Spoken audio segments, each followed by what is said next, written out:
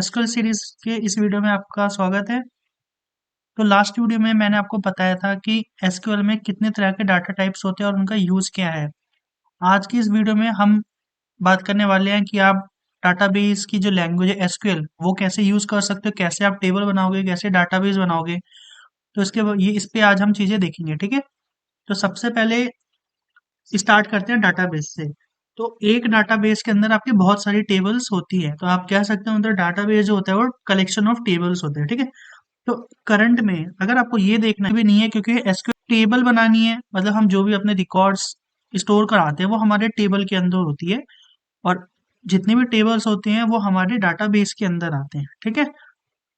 तो अब अगर मेरे को अपना रिकॉर्ड बनाना है तो सबसे पहले मेरे को एक डाटाबेस क्रिएट करना पड़ेगा, क्योंकि मुझे पता है मेरे पास एक डाटाबेस होगा। एक डाटाबेस के अंदर मल्टीपल टेबल्स हो सकती हैं, और उन टेबल्स में मेरे थाउजेंड ऑफ या फिर आप कह सकते हो मिलियन ऑफ रिकॉर्ड्स हो सकते हैं, ठीक है। तो सबसे पहले हम अपना डाटाबेस बनाते हैं। तो डाटाबेस बनाने का क्या है कमांड, आपको सिंपल लिख देना है यहाँ पे क्रिएट डाटाबेस, और आपके डाटाबेस का जो भी नाम होगा वो, तो लेट्स से मैं एम्प्लॉय देता हूँ, ठीक है। तो आप देख रहे हो यहाँ पे आ गया मेरा वन रो अफेक्टेड, मतलब मेरा डाटाबेस बन चुका। तो सिंपली अगर आपको देखना है कि आपका डाटाबेस बना या नहीं बना, देख लो आप यहाँ पे फर्स्ट नंबर पे एम्प्लॉय है, मतलब हमारा डाटाबेस बन गया है, ठीक है।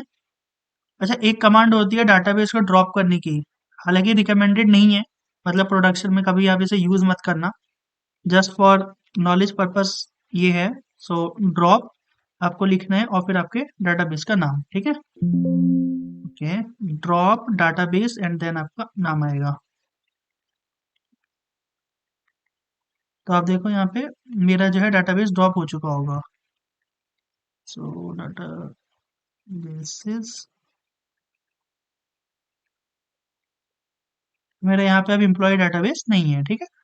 बट क्योंकि अभी हमें काम करना है तो हम दोबारा से अपने एम्प्लॉय का डाटाबेस बना लेते हैं। सो क्रिएट डाटाबेस एम्प्लॉय, ये हमारा डाटाबेस बन गया, ठीक है। अब अगर आपको ये देखना है कि इस डाटाबेस के अंदर आपकी कितनी टेबल्स हैं, ठीक है, उसके लिए भी अलग एसक्यूएल कमांड है। तो इस डाटाबेस को अभी हमने पहले बस क्रिएट किया हुआ है, अभी आप इसे यूज नहीं कर सकते। अगर आपको इस डाटाबेस को यूज करना है तो आपको लिखना पड़ेगा यूज और आपके डाटाबेस का नाम, ठीक है। तो यूज एम्प्लॉय। तो अब आप देख सकते हो यहाँ पे आपको दिख रहा होगा डाटाबेस चेंज, इसका मतलब मेरा डाटाबेस का जो अभी अब मेरा करंट जो डाटाबेस है वो एम्प्लॉय है, ठीक है। तो आप देख सकते हो यहाँ पे मेरा एम्प्लॉय आ गया है। अब मुझे ये देखना है कि इसके अंदर कितनी टेबल्स हैं, ठीक है। तो आपको कम लिखना पड़ेगा सो टेबल्स। तो आप देख सकते हैं यहाँ पे एम्प्टी सेट दिखा रहे हैं, क्योंकि अभी तक मैंने इसके अंदर कोई भी टेबल क्रिएट नहीं किया है, ठीक है। तो अब हम इसके अंदर टेबल क्रिएट करेंगे। सो टेबल क्रिएट करते हैं, तो हम लिखेंगे यहाँ पे क्रिएट टेबल एम्प्लॉय, ठीक है। फिर आपको एक ब्रैकेट लगाना है। तो इस ब्रैकेट के अंदर आपको क्या करना है, आप वो सारे कॉलम के नाम दोगे कि क्या क्या नाम हो सकते हैं, ठीक है। तो लेट्स से एम्प्लॉय का नाम होगा पहले, तो कॉलम का नाम होगा नेम। अब हमने डाटा टाइप की बात की थी लास्ट वीडियो में, जो हमारे थे स्ट्रिंग में कैर थे, वेर कैर थे, ठीक है।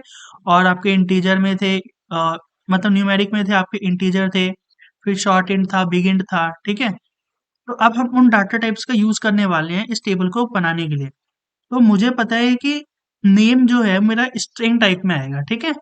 तो आप यहाँ पे कैर यूज कर सकते हो या वेर कैर यूज कर सकते हो, बट क्योंकि वेर कैर जो है मेमोरी एफिशिएंट होता है, तो हम वेर कैर यूज करेंगे। सो वेर कैर, अब यहाँ पे आपको स्पेसिफाई करना है कि आपका मैक्सिमम नेम लेंथ जो है वो कितना हो सकता है। तो लेट से हम यहाँ पे 30 दे देते हैं, ठीक है। इसके बाद अब आपका एम्प्लॉय है तो उसकी एम्प्लॉय आईडी भी होगी। तो हम यहाँ पे दूसरा कॉलम का नाम देंगे एम्प्लॉय अंडरस्कोर आईडी, ठीक है। और अब एम्प्लॉय आईडी जो होती है वो आपके इंटीजर टाइप की होती है, राइट। तो हम यहाँ पे इंट लिख देते हैं, simply int of let's say 10, ठीक है। फिर इसके बाद उसका एड्रेस होगा, तो एड्रेस भी आपका वेर केयर में ही जाएगा। तो ये लिखना है आपको वेर केयर ऑफ 30, ठीक है। फिर इसके बाद उसका कॉन्टैक्ट नंबर हो सकता है, लेट्स से कॉन्टैक्ट भी आपका इंटीजर में ही जाएगा, तो इंटीजर ऑफ 10, ठीक। इसके बाद आपका जो है लास्ट चीज है वो आपकी सिटी होगी, लेट्स से, ठीक है। कि वो कौन से शहर में रहते हैं। तो सिटी, एंड सिटी में भी हम वैरकेर दे देते हैं, क्योंकि सिटी भी स्ट्रिंग में आएगी आपकी, ठीक है। तो इतना भी बस हो गया। तो आप देख सकते हो मेरे को यहाँ पे दिखा दिया क्वेरी ओके, 0 रोज अफेक्टेड, मतलब मेरा जो है टेबल बन चुका इन कॉलम्स का यूज करके, ओके।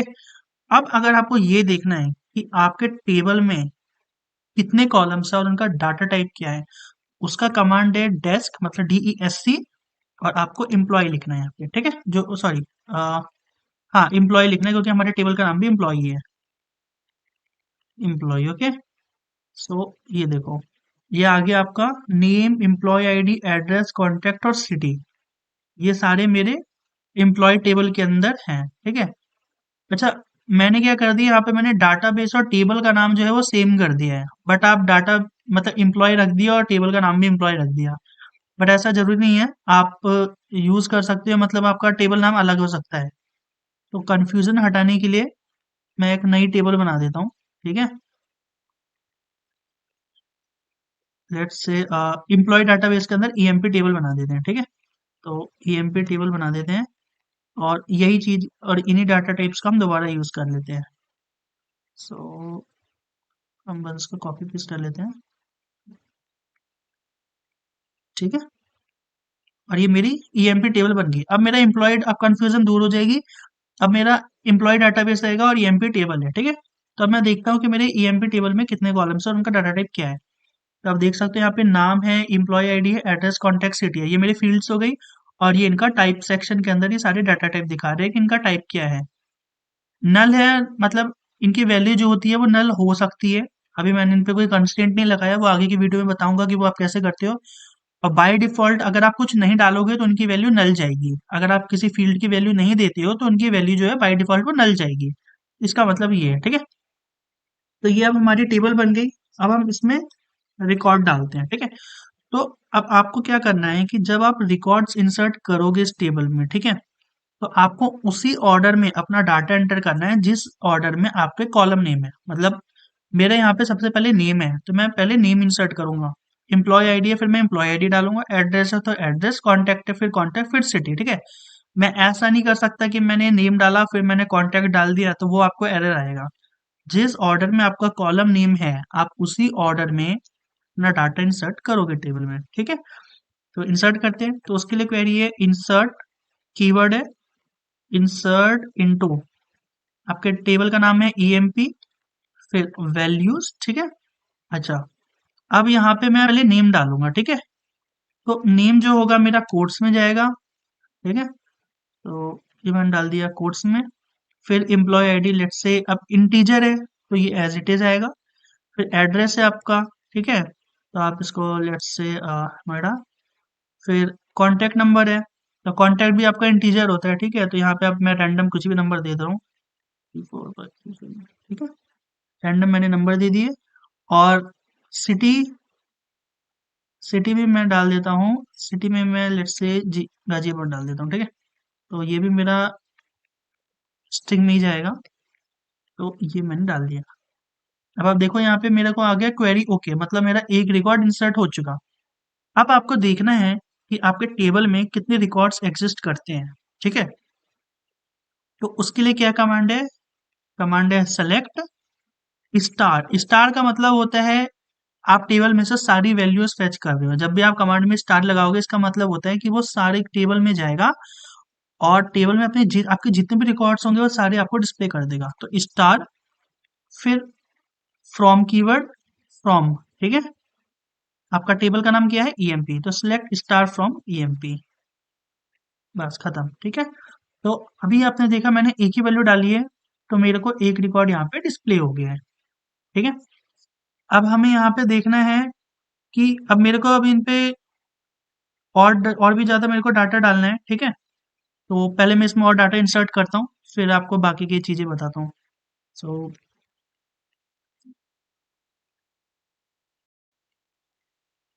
मैंने यहाँ पे क्या किया है, मैंने सेम क्वेरी का यूज करके यहाँ पे 5 रिकॉर्ड्स डाल दिए हैं अभी के लिए, ठीक है। अब आप यहाँ पे देख सकते हो, मतलब मैंने नंबर जो है डुप्लीकेट किया है, तो वो मैंने इंटेंशनली किया है। अभी आपको बताता हूँ इसका रीजन क्या है। मतलब हम रिकॉर्ड जो होंगे वो ऑल्टर करेंगे। अब यहाँ पे हम स्टार्ट करते हैं। तो अभी आपने देखा कि मैंने यहाँ पे सेलेक्ट और फ्रॉम कीवर्ड यूज किया, ठीक है। तो सेलेक्ट हमारा ये रहा और फ्रॉम कीवर्ड ये रहा। अब जानना ये है कि मतलब इनके यूजेस क्या हैं, ठीक है। तो सिलेक्ट और फ्रॉम के अलावा भी आपके पास जो होते हैं कुछ कीवर्ड्स होते हैं। तो होता है आपके पास सेलेक्ट, ठीक है।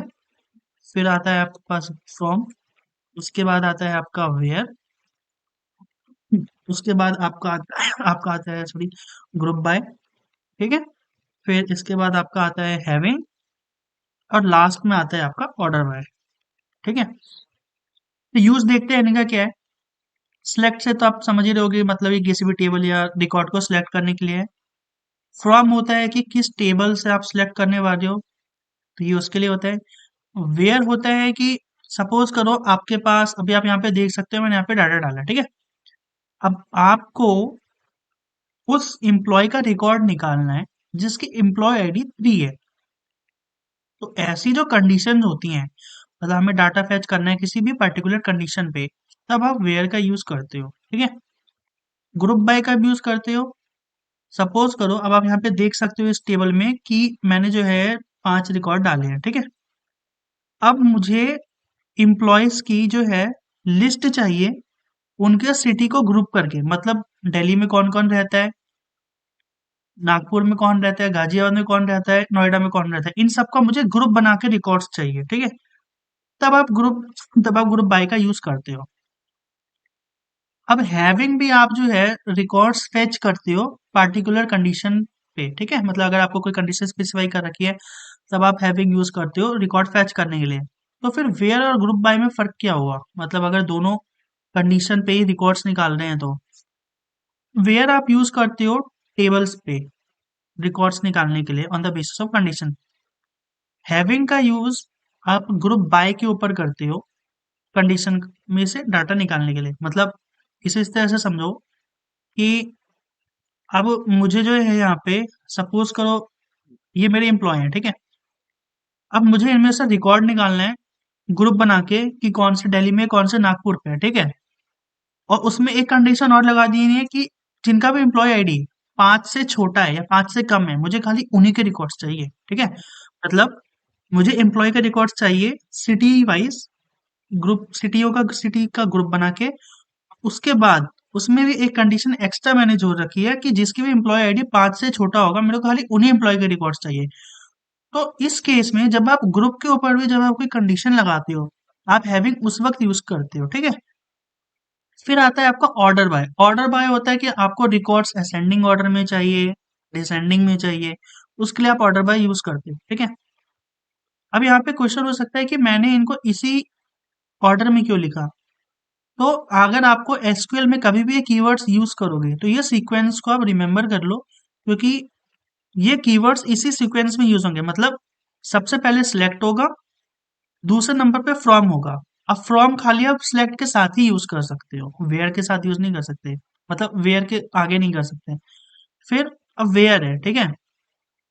तो वेयर जो होगा सेलेक्ट और फ्रॉम के बाद ही होगा, इनसे पहले नहीं हो सकता। फिर ग्रुप बाय है, तो ग्रुप बाय हमेशा सिलेक्ट फ्रॉम वेयर कीवर्ड के बाद ही आएगा, इनसे पहले नहीं लगा सकते आप।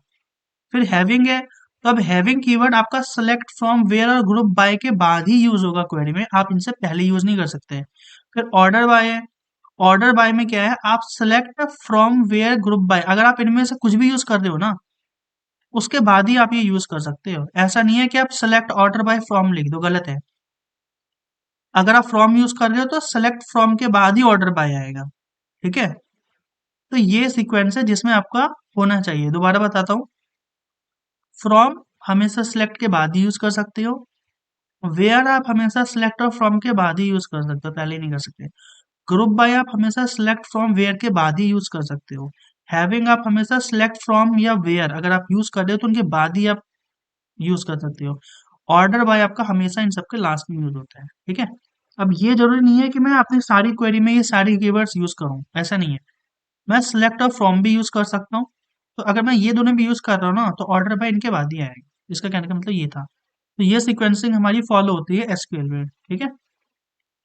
तो ये था जस्ट फॉर नॉलेज पर्पस। अब इसके बाद हम आगे देखते हैं। अब हम इन कीवर्ड्स का यूज करके क्वेरी लिखना स्टार्ट करते हैं, ठीक है। तो मेरा सबसे पहले है कि मेरे को उस एम्प्लॉय का रिकॉर्ड चाहिए जिसका एम्प्लॉय आईडी जो है वो 2 है, ठीक है। उसके बारे में मेरे को सारी डिटेल्स चाहिए, तो आपको सिंपल लिखना है सेलेक्ट स्टार, मतलब वो सारी रिकॉर्ड्स निकालेगा पार्टिकुलर कंडीशन पे फ्रॉम आपके टेबल का नाम, वेयर, क्योंकि मैं कंडीशन लगा रहा हूँ, एम्प्लॉय आईडी जो है आपकी, मतलब EMP_ID इक्वल टू, ठीक है। तो आपने देखा यहाँ पे इसने मेरे को राम की जो है वो सारी रिकॉर्ड्स रिटर्न कर दी, क्योंकि उसी की एम्प्लॉय आईडी जो है वो 2 है, ठीक है। अब इसके बाद नेक्स्ट करते हैं हम। अब मेरे को उन सारे एम्प्लॉयज की डिटेल्स चाहिए जिनका एम्प्लॉय आईडी ग्रेटर देन 1 है, ठीक है। तो आपको सिंपली क्या करना है, फिर वही क्वेरी लिखनी है, select star from EMP, table का नाम वेयर EMP_ID ग्रेटर देन 1, ठीक है। तो 1 से ऊपर, 1 से जिनकी ग्रेटर आपकी एम्प्लॉय आईडी थी वो सारे आपके रिकॉर्ड्स यहाँ पे रिटर्न हो गए, ठीक है। थर्ड, अब आपको उन एम्प्लॉयज की डिटेल्स चाहिए जिनकी एम्प्लॉय आईडी 2 और 5 के बीच में आती है, ठीक है। अभी मैं बस हम वेयर से ही खेल रहे हैं, तो select star from EMP where, अब एम्प्लॉय आईडी 2 से ग्रेटर होनी चाहिए और 5 से लेस होनी चाहिए, ठीक है। मतलब यहाँ पे एंड कंडीशन बन रही है। तो आप यहाँ पे लिखोगे simply where employee ID greater than 2, okay, and EMP EMP_ID होगा basically, EMP_ID greater than 2 and EMP_ID less than 5, ठीक है। तो आप देखो यहाँ पे 3 और 4, मेरे 2 और 5 के बीच में 3 और 4 ही रिकॉर्ड्स लाई करते हैं जिनका एम्प्लॉय आईडी, ठीक है। तो वो दोनों मेरे रिकॉर्ड्स यहाँ पे हो गए। अब आपका यहाँ पे क्वेश्चन हो सकता है कि मैंने यहाँ पे एंड क्यों यूज किया। बेसिकली मेरी कंडीशन थी कि 2 से ग्रेटर हो और 5 से लेस हो, तो ये दोनों चीजें सेटिस्फाई होनी चाहिए, तब आप एंड यूज करोगे। अगर मेरा ये होता कि या तो 2 से ग्रेटर हो या फिर 5 से लेस हो, दोनों में से कुछ भी चलेगा, तो मैं यहाँ पे और लगाता, बट क्योंकि मेरी को ये स्ट्रिक्टली कंडीशन फॉलो करनी है कि 2 से ग्रेटर होना चाहिए और 5 से लेस होना चाहिए, तो मैं एंड लगाऊंगा। जब हमें दो कंडीशन सेटिस्फाई करनी हो तो आप उनके साथ एंड का यूज करते हो, ठीक है।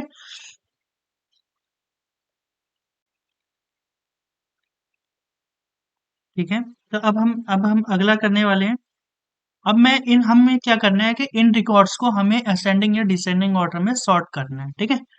तो हम क्या करेंगे, सेलेक्ट स्टार फ्रॉम EMP, ठीक है, select star from EMP order by EMP_ID। तो डिसेंडिंग ऑर्डर में हमें से सॉर्ट करना है, तो उसके लिए आप लिखोगे DSC, sorry not DSC but DESC, ठीक है। तो आपके यहाँ पे जितने भी रिकॉर्ड्स हैं वो आपके डिसेंडिंग ऑर्डर में सॉर्ट हो गए, ठीक है। ऐसे अगर आपको असेंडिंग में करना है तो आपके पास यहाँ पे ASC लिखना है, दैट्स ऑल। आपके जो है रिकॉर्ड्स असेंडिंग ऑर्डर में आपके पास आ गए, ठीक है। अच्छा, एक कीवर्ड और है हमारे पास SQL में, इन। अगर मैं आपसे बोलूं कि जिन भी एम्प्लॉय के, मतलब जिन भी एम्प्लॉय की एम्प्लॉय आईडी 543 है, ठीक है, मेरे को उनके रिकॉर्ड्स चाहिए। तो अब आप बोलोगे कि ठीक है, अगर 543 है तो मैं यहाँ पे कंडीशन लगा सकता हूँ कि where employee ID greater than equal to 5 and less than equal to 2, तो आपके पास 543 जो है वो डाटा आ जाएगा, ये ठीक है। बट अगर मैं आपसे बोलूं कि मेरे को उन एम्प्लॉय के वो रिकॉर्ड्स चाहिए जिनका नाम मैक्स, जैक और अमन है, ठीक है, तब आप कैसे कंडीशन लगाओगे। तो अगर हमारे पास एक लिस्ट है सपोज, ठीक है, और उस लिस्ट में से अगर हमें डाटा रिट्राइव करना है फ्रॉम द टेबल, इसे आप इस तरह से समझ सकते हो कि अगर मेरे पास एक लिस्ट दे रखी है नाम की और मेरे को उनमें से डाटा निकालना है टेबल में से, उस केस में आप इन का यूज करोगे। तो इन बेसिकली क्या करेगा, वो सारे रिकॉर्ड्स आपको रिट्राइव करके देगा जो कि उसके अंदर स्पेसिफाई होते हैं। इसके लिए आप क्या लिखोगे, इसके लिए सेम क्वेरी यूज करोगे, select star from EMP where name, क्योंकि हमारे हमें नाम निकले, नेम इन, इन यूज, और यहाँ पे सिंपली आप एक पैरेंथेसिस लगाओगे और यहाँ पे आप अपने नाम दे दो, मैक्स, जैक एंड अमन, ठीक है। अमन, अब ये क्या करेगा, जिन भी इम्प्लॉय का नाम मैक्स, जैक और अमन होगा उनके सारे रिकॉर्ड्स आपको निकाल के दे देगा। अब आप यहाँ पे देख सकते हो कि अमन, जैक और मैक्स, इन तीनों एम्प्लॉय के हमने जो है डाटा रिट्राइव कर दिया उस लिस्ट में जिनका भी नाम था। इस वीडियो में इतना ही। अब मैं अगले वीडियो में आपको बताऊंगा कि आप हैविंग कैसे यूज कर सकते हो और हम ग्रुप बाय का यूज कैसे करेंगे कंडीशंस फिल्टर करने के लिए। Thank you.